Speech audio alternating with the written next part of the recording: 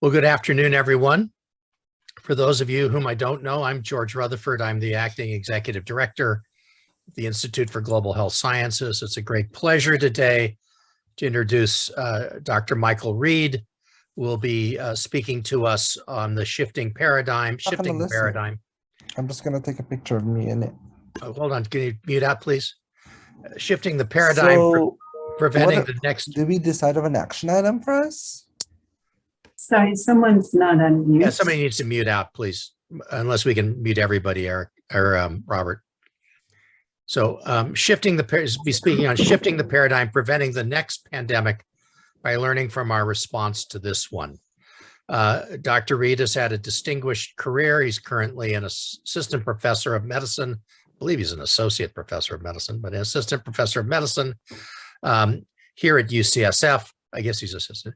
He graduated from Cambridge with an MA in social and political science, attended medical school at Imperial College London, did an internship at Imperial College and a residency at the Royal Surrey County Hospital, Surrey University, came to the US where we made him repeat his internship and residency at Einstein in the social and internal medicine program. Was an infectious disease fellow here, received an MPH from the Berkeley campus, and was a fellow in AIDS prevention studies here. Mike serves as the associate director for the Center for Global Health Diplomacy, Delivery, and Economics in the Institute for Global Health Sciences. He's an attending physician in infectious diseases at the San Francisco General Service. And since the start of the COVID-19 pandemic, he's served as the chief medical officer of UCSF's Pandemic Initiative for Equity and Action. So without further ado, let me turn it over to Dr. Reid. Thank you very much, Mike. Thanks, George, and thanks everybody for having me. And also happy Valentine's. I trust everybody has felt loved and appreciated today. It's a real pleasure to be with you, albeit virtually, and to speak on this topic. Just checking, Robert, you can hear me, see my slides? Yes, fine. Great. So before I begin, and thanks, George, for giving some sort of geographic context to where I come from. If my accent wasn't a dead giveaway, I'm from the UK. I was born and raised in a small village outside of London, Hyde Heath, which is pictured here.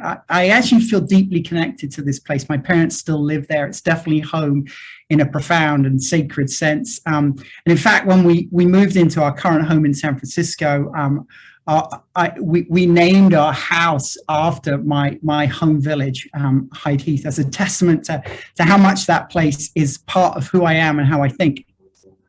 These days I live here in the outer Richmond in San Francisco, opposite Presidio Middle School, near the new Andronicos, just by Lincoln Park Golf Course. And it's a place that was once lived on by the Ohlone people. Their land was never ceded, rather their populations dwindled because of disease and forced labor on the missions. And so in that context, I wanted to start my presentation today by expressing my respect and gratitude to be here today on their traditional lands and recognize that the Ohlone people are alive and flourishing members of San Francisco and the broader Bay Area community. I'm honored and grateful to be here on their sacred ancestral lands. At the start of the Trump administration, by way of prologue, let me tell you about a paper that Dr. Fauci and colleagues wrote, an eloquent editorial in the Annals of Medicine highlighting the threat posed by emerging infectious disease threats. Dr. Fauci and colleagues wrote that when Fauci took the job as director of NIAID, there was just one infectious disease of concern, and that was HIV. However, in the intervening 33 years, a myriad of new infectious diseases emerged, Zika, chikungunya, to name a few. And Fauci wrote that the new Trump administration needed to take the necessary steps to ensure that they were as prepared as possible. The events of the last 2 years, I guess, are clear evidence of the fact that we were not ready. However, neither were many other countries. And it's fair to say that regardless of what indices of pandemic preparedness you use, many countries have fared terribly in the face of COVID-19. And in a paper that was published this last week in The Lancet, in a survey of 177 countries performed by IHME at University of Washington, pandemic preparedness actually did not predict COVID-related fatality rates. The authors tested standardized COVID mortality rates for association with 12 different pandemic preparedness indices, 7 other healthcare-related capacity indicators, and then demographic, social, political conditions using a linear regression model. Interestingly, they found that none of the indices of pandemic preparedness predicted impact of COVID. Rather, the best predictor of lower COVID mortality rates were trust in government and social cohesion. And while not a conclusion outlined in the paper, these findings raise an important question.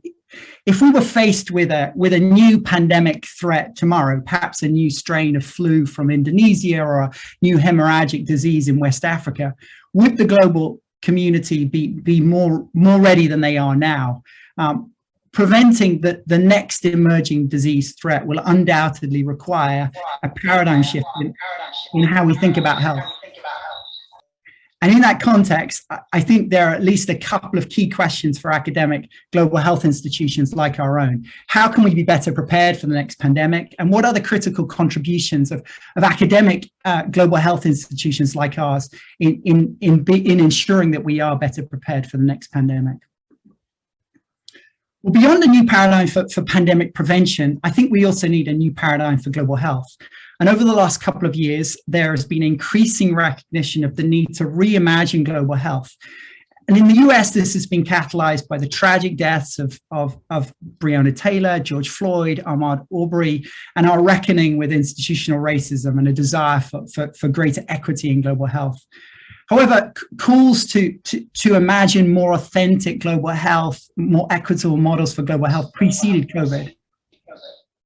And in the last few years, the clamors to decolonize global health, to reject all forms of supremacy within the global health space have become louder and louder, including this brilliant article by Shea Abimola and Madhu Pai, where they assert that supremacy is not restricted to white supremacy or male domination, but oppressive supremacy in global health, including in institutions like ours, in terms of who runs them, where they're located, who sets the agenda, are still commonplace.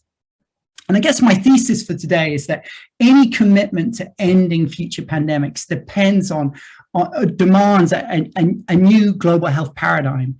And since my audience, I think for the most part, are people engaged in academic global health, most of the things I'll be talking about today are conclusions and insights that I think are relevant to the practice of academic global health. So here's the roadmap for the next few slides. I want to start by looking back at our response to COVID and specifically the work that my team has been doing domestically, and describe some of the lessons that I think we can learn from those experiences. And then I want to look forward to think about the specific role that the Institute for Global Health can play in global pandemic preparedness, before reflecting on how we do that and what are the paradigm shifts that we need to do that. So let me start by sharing a summary of the work that the UPIEA team, the UCSF Pandemic Initiative Equity in Action, has undertaken and reflect on some of the lessons learned from that exposure. And right now is actually an ideal moment to pause and reflect on the impact that UPIEA has had, because we started as a team that was focused on contact tracing back in March 2020. And I've included here the email that I wrote to Susan Phillip on March the 9th saying, hey, we at IGHS have the skills, the expertise, and the manpower to stand up a contact tracing program for you. Here's the proof of the email. And then the announcement that came just last month from ASTO and a consortium of other public health institutions that it was time to end improve manual contact tracing, given the higher reproductive rate of Omicron and the challenges of tracking community spread. They concluded that it was no longer feasible for us to do contact tracing as we know it. So these two moments bookend a huge amount of progress for our team. And in the intervening 23 months, between that initial email and this recent announcement, UPIEA has grown substantially. We now have a staff of 55 people working on 9 different projects. We've had a budget turnover of $45 million. And while contact tracing, as we know it, may be over, we're just getting started. And I've included here just some of the projects and research that we're involved with. So back in March 2020, the contact tracing team consisted of myself, Elizabeth Buttrick from MNCH, and Ali Lynn Dawson, who was working on the MEI team at that point. And we volunteered before the first case of COVID had been diagnosed in the city, and a month after Mayor Reid had called a state of emergency. And within a month of that initial team had expanded to include staff and faculty from across the Institute. And by April 13th, we'd stood up the contact tracing program, the first in the country. And what followed is, in terms of our scope and impact, it's just phenomenal and reflects the industry of many people who were involved in those first few months. And I'm just providing a very superficial summary of our impact. But during the time since then, we trained over 450 contact tracers and case investigators in San Francisco, and we were able to reach over 47,000 contacts and oversee 14,000 isolation and quarantine referrals. Moreover, the team pivoted to the vaccine response, and our team helped manage 70,000 vaccine-related calls and 6,000 vaccine-related appointments, which is just phenomenal numbers. But a key element of our work right from the get-go was to ensure that that programmatic work that we were standing up led to actionable impact, both epidemiological and in terms of policy change. And I just wanted to highlight a couple of analyses that are relevant to and came out of that work. The first, on the left-hand side of the screen, was a real-world assessment of when contacts could safely leave quarantine, which was critically important given how onerous 2 weeks in quarantine is. We were able to show that almost all contacts who tested positive in quarantine did so well in advance of day 10 of quarantine, and these findings were influential in subsequent recommendations for shortening quarantine duration, at least in settings where testing capability was available.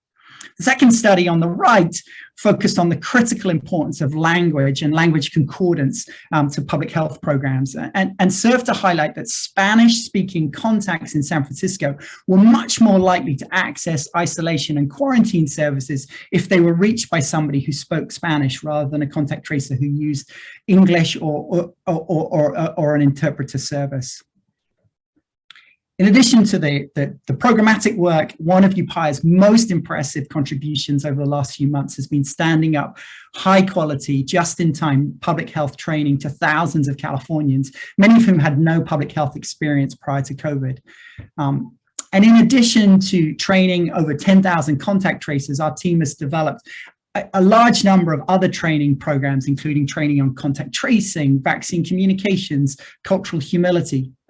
Equally remarkable, we've engaged over 27,000 participants in ongoing communities of practice across the state and provided hands-on rapid support to 8 counties other than San Francisco Department of Public Health.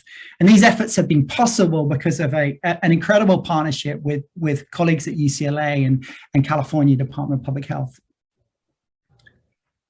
Learning how to establish an online learning management system, though, which was necessary to stand up that kind of training and deliver it across the state, has afforded us the chance to recruit expertise in instructional design and educational technologies, which have also been leveraged in support of partners around the globe, including 60 academic partners in Africa through the HIV program Strike, which I co-direct. In fact, I think one of the most exciting contributions that UPIEA brings to IGHS is our learning management system and the expertise in running that system that we hope can be used by other groups across the Institute.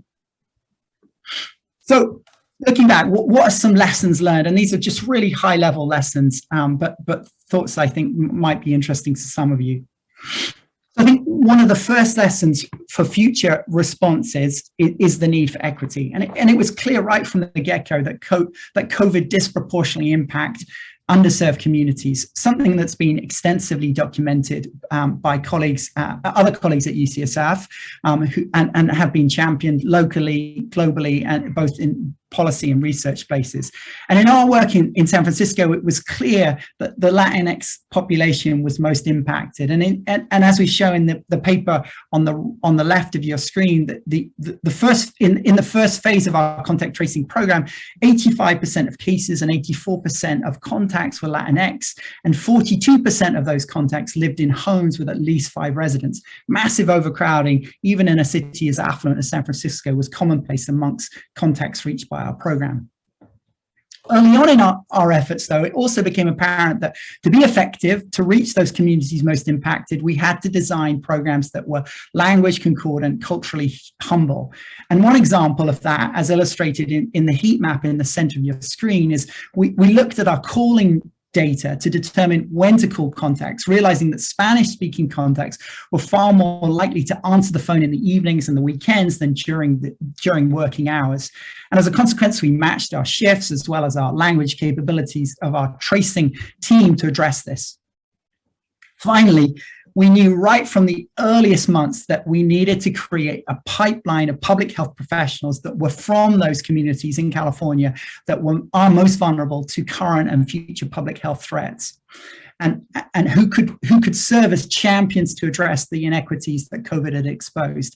And one of the initiatives that I'm really proud of is the Pathways program, which, in partnership with colleagues from UCLA and with funding from CDPH, we've been able to recruit 41 early career professionals who are employed by UCSF but deployed to work in counties across the state.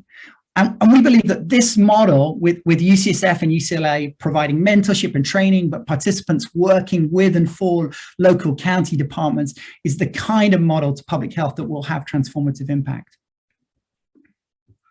So a second lesson. Well, there's been a lot of column inches written, right, about how in San Francisco we have the lowest per capita death from COVID in the country, and despite being one of the most densely populated cities in the country, we've been spared the tsunami of cases that other parts of the country have experienced. And an often repeated narrative is that San Francisco's response was informed by the incredible leadership of senior faculty at UCSF who played pivotal roles in the HIV response several years ago. And I don't want to downplay the critical leadership role of UCSF leaders. And specifically, I want to call out George and Eric for their tireless efforts in support of San Francisco's efforts.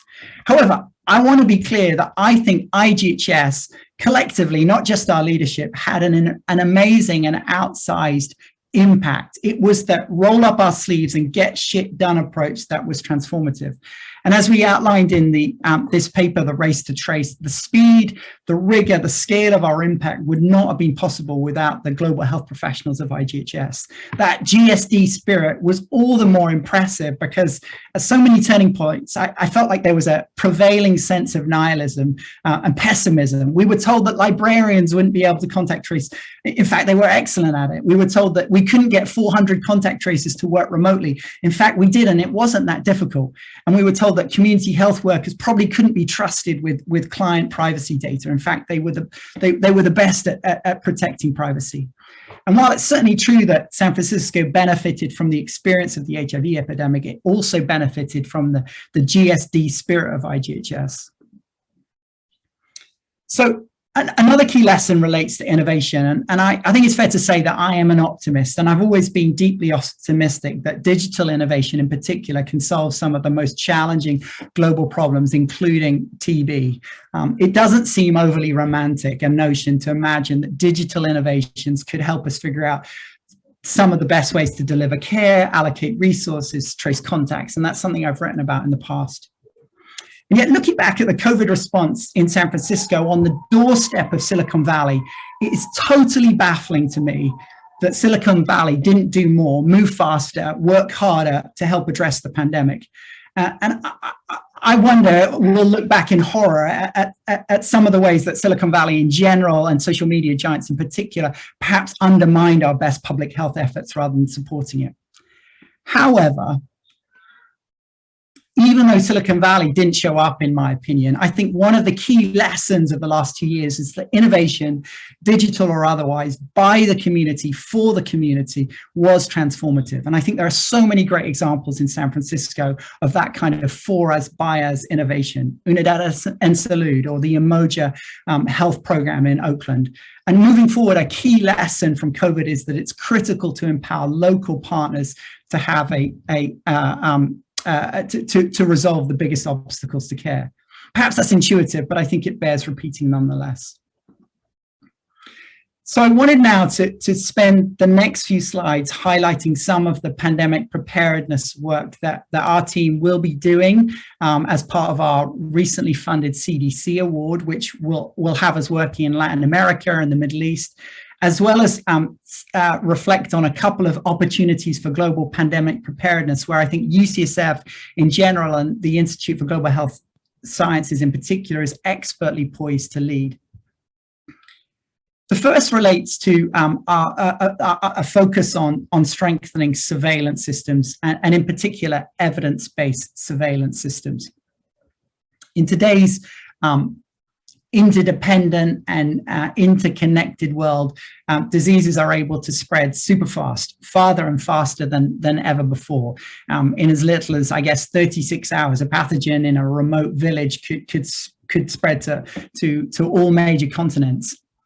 And so in that context, it's essential to improve the capacity of countries to detect and respond to outbreaks in a timely manner and in a coordinated fashion at the global level. As such, I think a key facet of our work at IGHS and on this project in particular will focus on working with local partners in Latin America and the Middle East to implement evidence-based surveillance programs. Such surveillance programs capture unstructured ad hoc information regarding health events or risks which may represent an acute risk to human health, rather than information about people or animals diagnosed with a specific disease. And the information collected by event-based surveillance systems can be diverse in nature, including information that wouldn't typically be generated for surveillance purposes. As such, our hope is that the EBS programs that we stand up can help establish organized approaches to detecting early signals of infection and infectious threats in the countries where CDC wants us to work. We're just getting started with this work, first in Paraguay and then in Brazil, but hopefully we'll be able to demonstrate how such efforts can facilitate more sensitive public health responses.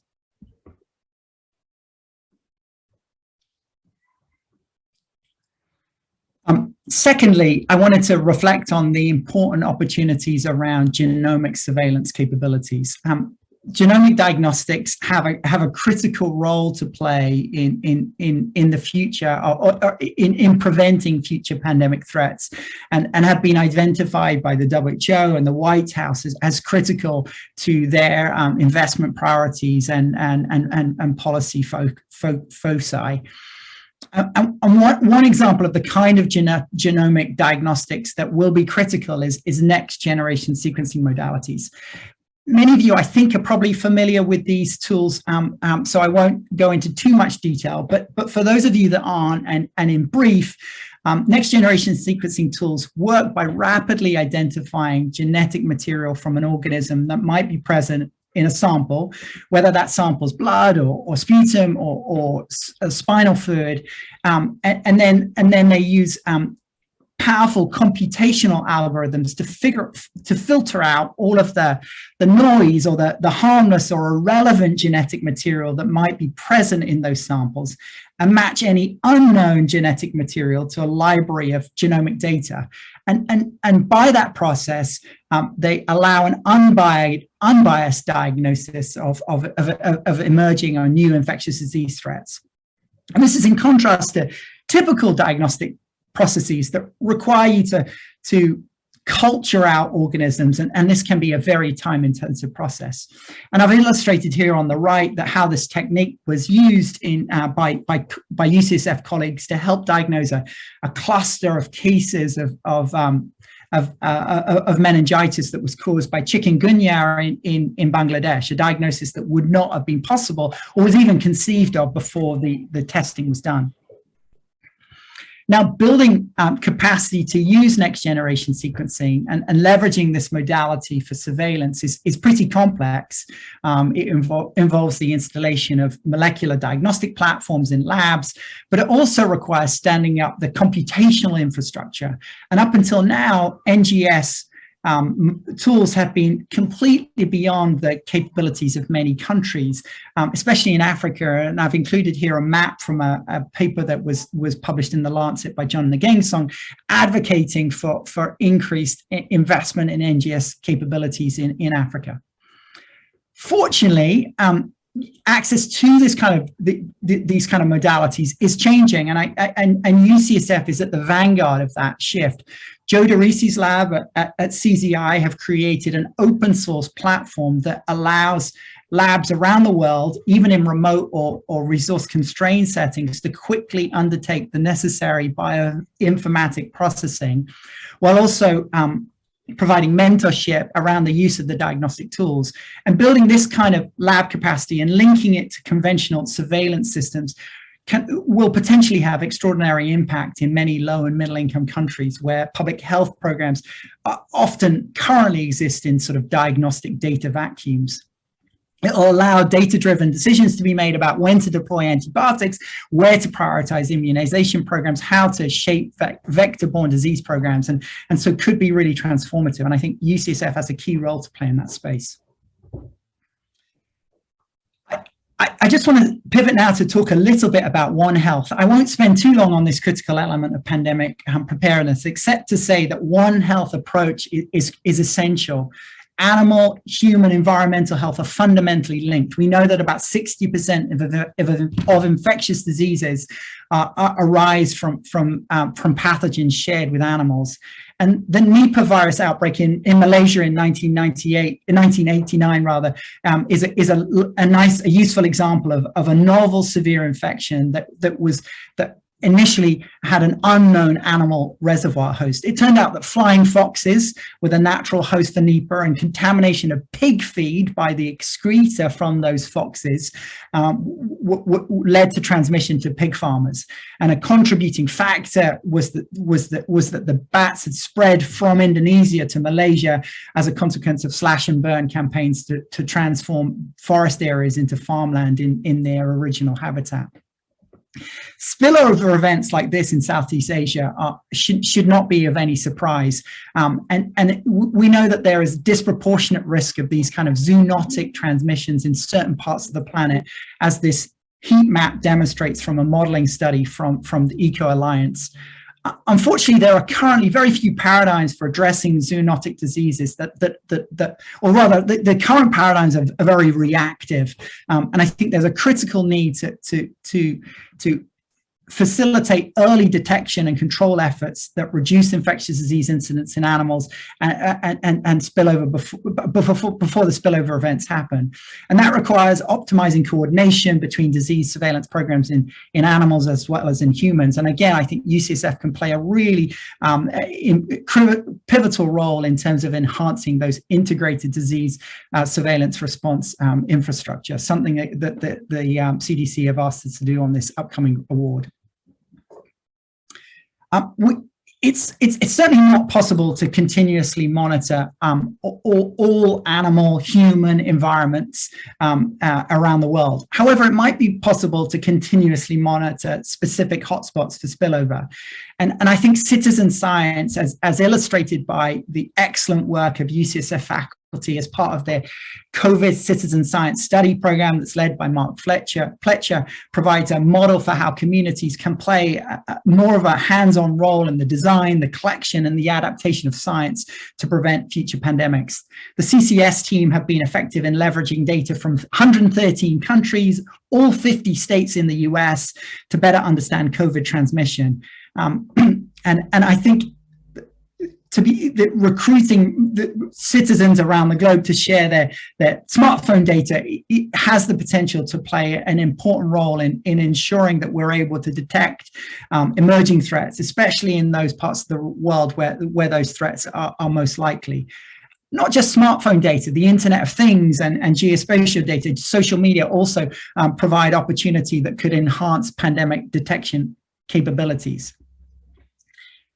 As many of these technologies rely on community network effects, they require community members to play an essential role. And I think that will in turn require us to be thoughtful about how we engage communities, but it will also give local communities greater agency with regards to infectious threats in real times in their settings.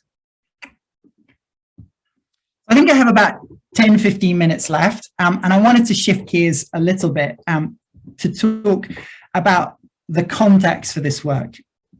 What I've outlined so far are some of the opportunities that I think lie ahead for IGHS, emphasizing our expertise in surveillance, digital health, etc. But I want to zoom out now and reflect on the context for our work. I want to resist the temptation to think of pandemic responses as just something that is biological or epidemiological in terms of incubation periods or reproductive rates, novel diagnostics. At IGHS, perhaps more than any other department or division at UCSF, I think our task is to understand how future pandemic threats will impact the most vulnerable communities around the planet with the broadest and most holistic perspective, not only to generate knowledge in support of those communities, but also to design interventions that address their vulnerabilities. So in that context, I'd encourage everybody to read this brilliant article from UC Santa Cruz politics professor Matt Spark.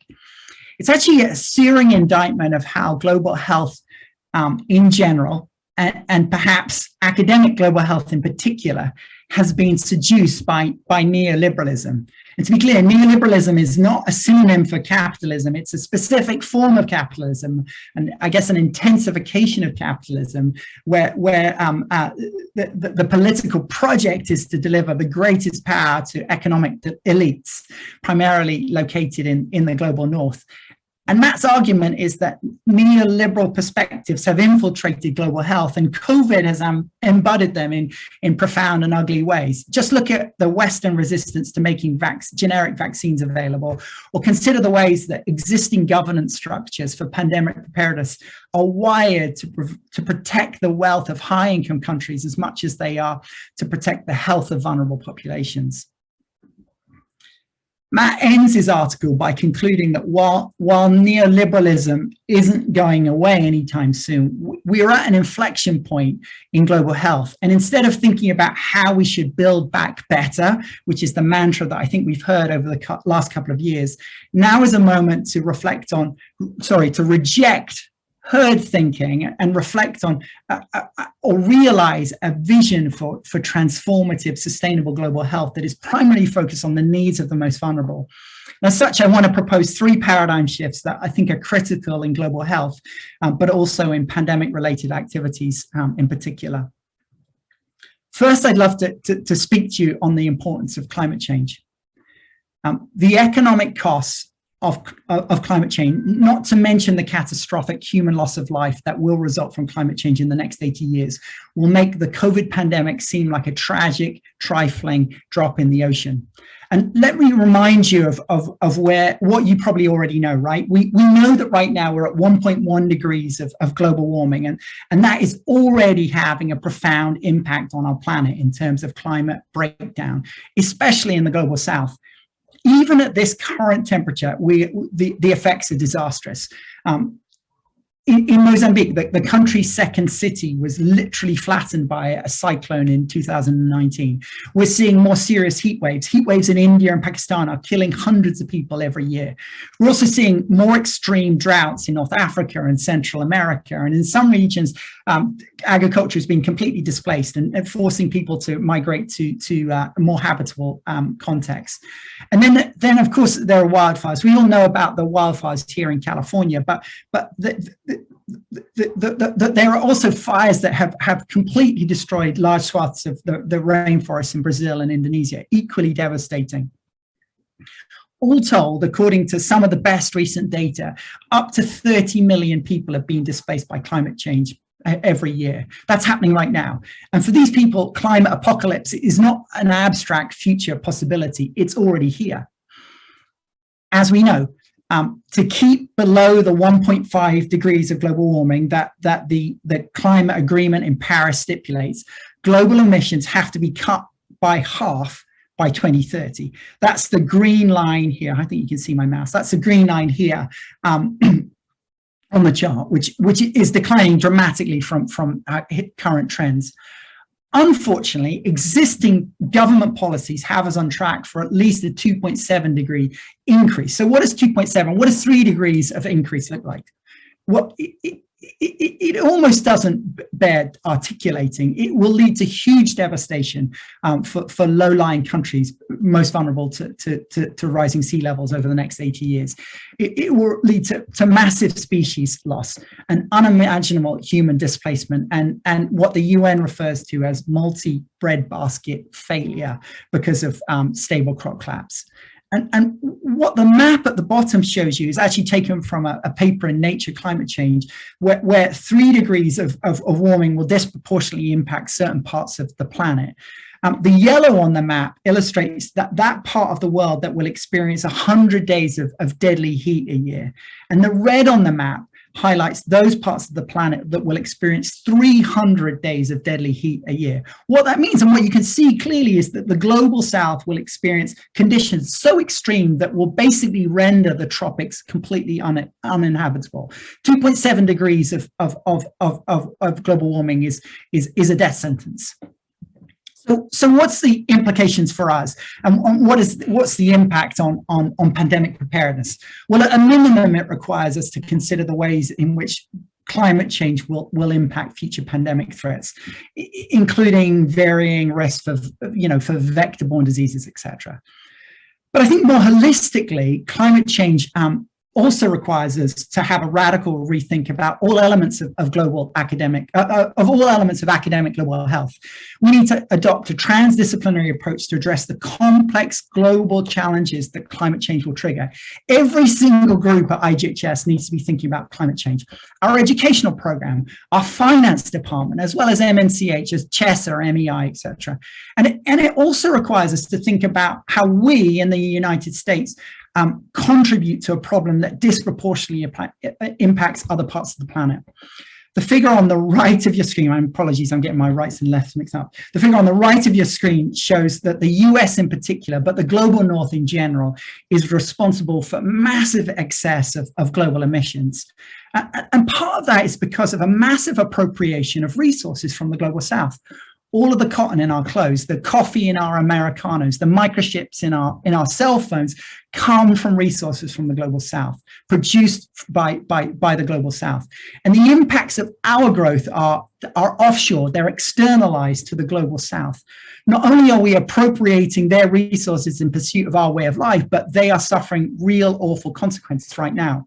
And as such, I don't think we can be credible in pursuing climate-focused approach to global health unless we address our own coloniality, our own appropriation of southern resources in our work. Southern ecosystems are already more vulnerable to pandemics, already more susceptible to the effects of climate change, and they're being plundered by the global north. And we must address that in how we think about academic global health.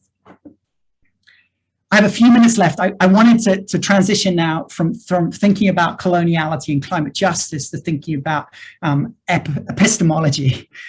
It perhaps isn't the leap that you think it is, although maybe it seems like a big jump. But I started my talk by referring to a paper about how global health needs to be decolonized. And at the heart of much of that discourse is the recognition that global health epistemology, the knowledge that we produce, the science that we promote, is undermined by forms of violence that ultimately perpetuate health inequities and exacerbate north-south injustice. Back in 1988, Gayatri Spivak, who's an Indian-born professor at Columbia University, wrote this seminal paper, Can the Subaltern Speak? And she was highlighting how foreign academics and dominant indigenous groups in India dominated peoples or subaltern classes, as she referred to them. Spivak's argument was that unless the subaltern can speak, that their knowledge will never be known. Sounds fairly abstract and theoretical, but it's not. There are so many examples, many of which I don't think we're really aware of. And I wanted just to give you one, and I appreciate it's a bit provocative, but at least to get you thinking. It's an example from HIV. So about 6 or 7 years ago, there was increasing academic discourse in HIV community amongst academic partners about the need to reimagine HIV programs in Africa. If we were really serious about patient-centered models of care, we needed to repudiate the one-size-fits-all approach to service delivery, and we needed to deliver differentiated service delivery programs, patient-centered programs for people living with HIV. As such, there was a huge investment in research and programs to evaluate new models of care that might be better for patients, so that they wouldn't need to go to clinic as frequently or go to clinics, big central clinics, but could be seen in peripheral clinics instead. It sounds really enlightened, right? I guess on the one hand it is, but certain people in Africa had been actually advocating for this for years.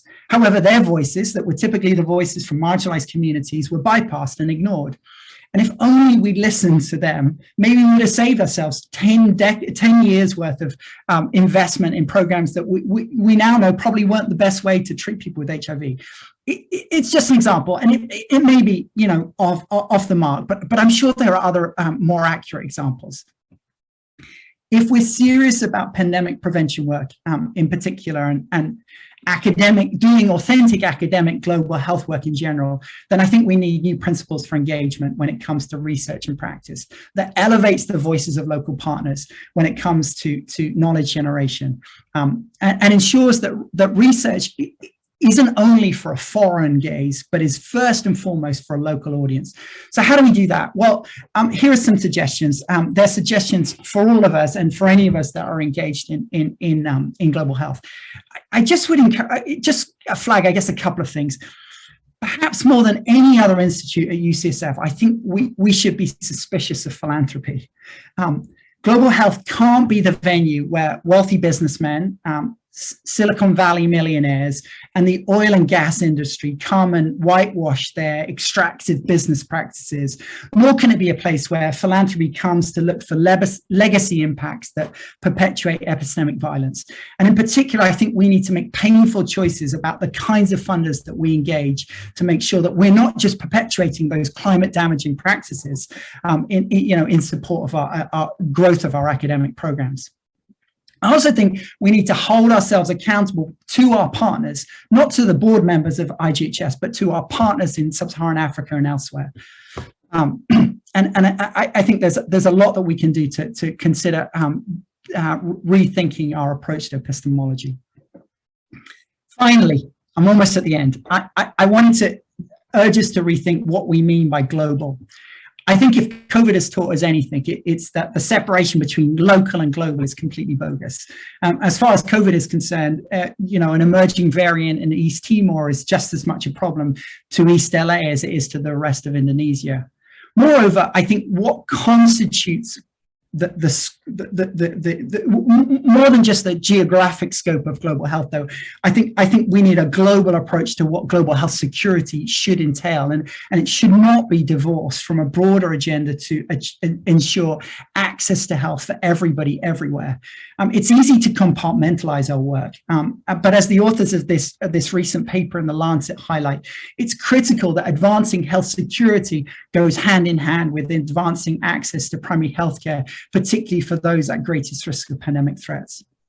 In addition, and this is sort of an aside thought, I think it's critical that we make the most of this moment to think about how our work at IGHS is better integrated and coordinated, so that we don't continue to work in silos, and which I think historically has undermined our impact globally. So I'm going to close. I guess I wanted to wrap up and summarize. So to respond to future pandemic threats, equity matters. Equity demands disproportionate commitment to working for and with the most vulnerable. The notion of supporting the most vulnerable members of on our planet is critical. And that in turn means that our vision for global health needs to be actively anti-supremacist, anti-colonial, anti-racist. I think we also need to shift the paradigm for what matters in global health. Pandemic prevention demands good surveillance and a One Health approach, but it's also critical that those systems are integrated and connected. We can't commit to support strengthening global health security without also working towards addressing the socioeconomic determinants of health. And finally, just doing what we did before is not good enough anymore. We need to do things differently. I think there are extraordinary opportunities on the horizon. We anticipate that there'll be $100 million of federal funding from US federal agencies in the coming months to enhance global health security. But it's critical that our response is different, and that means new paradigms for partnerships, greater accountability to the communities we serve and the partners that we work with. I started with a prologue. I hope it's okay to end with an epilogue. I started with my presentation with a moment of sacred reflection, and I want to end with another reflection. Back at the start of the HIV epidemic, Eric Gooseby wrote this exceptionally beautiful personal essay about his experience during the first couple of years of as an HIV clinician in San Francisco. I've shared this with the UPIEA team before, and it's a lovely description of Eric's experience working with patients, managing wards at San Francisco General that were overwhelmed with people dying from AIDS. It also recalls Eric's witness to vicarious trauma amongst healthcare workers, the extraordinary burnout that healthcare workers experienced, and the unending, exhausting challenges that HIV posed back then. Many of those things I know that we're all facing right now, and albeit under different circumstances. And Eric ends that piece with a commitment to keep on keeping on. He writes, "We have miles to go before we sleep. We have promised this to keep." And I love that notion. I recognize that many of us here today are here because of the epic contributions of people like Eric and George, a generation of faculty who committed their professional careers to standing down the HIV threat. And like in the story from Greek mythology, where Orion's servant Kedalion gets on his shoulders to catch sight of the threat on the horizon, I'm keenly aware that right now we are standing on the shoulders of giants. But I also don't think it's too lofty or romantic a notion to think that we're at the dawn of a new era in global health, one that commits itself to rejecting colonialism and is characterized by new transformative partnerships and new models of epistemology and innovation. And that leaves me pretty excited. However, I also think that what lies ahead is going to be different and risky for academic global health. And one of my favorite authors is this guy, Douglas Coupland, the guy who wrote, Girlfriend in a Coma and All Families Are Psychotic. And Coupland writes that adventure without risk is Disneyland. And I think global health without risk is Disneyland. And I have no interest in global health Disneyland. My guess is neither do any of you. So I'll end there. I think I have a few minutes for questions, and wishing you all a happy Valentine's. Well, thank you very much, Mike. That was a true tour de force. Do we have questions that people would like to answer? Please just speak up if you would.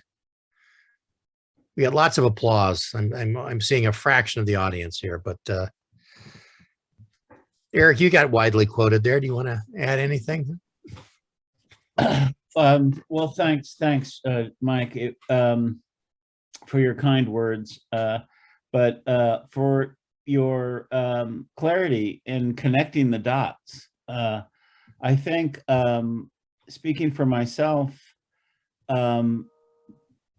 my connection to climate warming and those agendas, intellectually understood, but hadn't really done any kind of internalization of what that awareness kind of demands in how we conduct ourselves on so many different levels. So I thank you for that challenge. It's I think it is appropriate to look at academic medical centers and global health activity on all the fronts that you raised. So I was violently in agreement with everything you said. So thank you for that. All right, another disruptor. Time for one more question, anyone? Don't be bashful. I would have a question, Dr. Reid. Please, go ahead.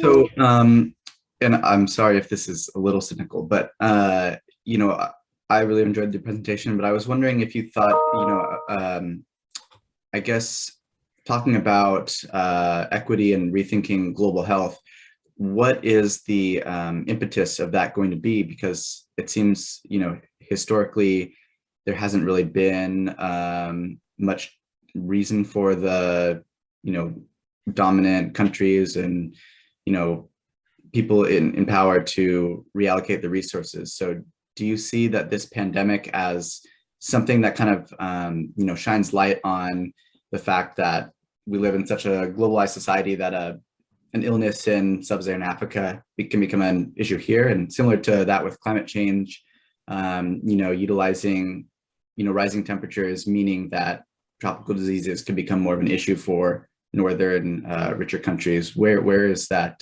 emphasis coming from, I guess, in your hopes or thoughts? I mean, I think the impetus is it's the morally that's the right thing to do, right? We've got to care about these issues, and if there isn't a group within the university that, you know, there is no group within the university that is better positioned to care about, you know, the needs of the global south than IGHS. And if we can't lead in this moment, then we cease to be relevant as an institute. How do we do that? I think it's leadership. I think it requires our leadership to make ourselves accountable to our partners in sub-Saharan Africa, and to ask hard questions about ourselves. I think for individual faculty members, I think, you know, we need to ask for our careers to be defined by different priorities than other parts of the institution. Like, you know, I shouldn't be rewarded for being first or last author on a paper when somebody from sub-Saharan Africa that I'm working with should get that position. Similarly, I should, rather than being rewarded for receiving grants, I should be rewarded for empowering my partners in sub-Saharan Africa to win those grants, right? And so I think that does require, you know, our whole institution to rethink what are our priorities. I'm not quite sure that answers your question, Michael, but it goes some of the way to it, perhaps. So we'll take that as a definitive answer. Thank you, Mike.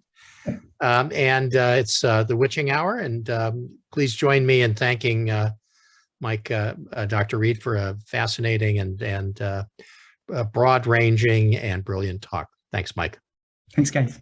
Happy Valentine's. Happy Valentine's Day, everyone.